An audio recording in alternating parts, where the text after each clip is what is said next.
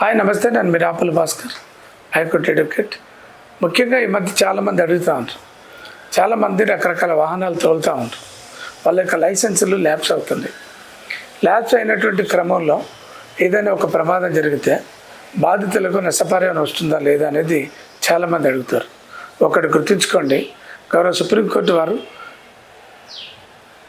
United India insurance company versus state of Andhra Pradesh అనేటువంటి ఒక కేసులో క్లియర్గా చెప్పింది. ఏమని?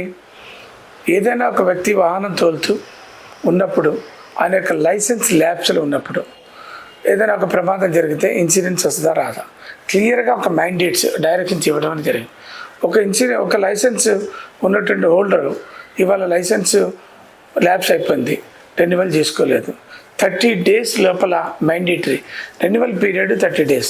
ఈ 30 days లోపల ఆయన కాక ఒకవేళ తన యొక్క లైసెన్స్ని రెన్యువల్ చేయించుకోవాలి.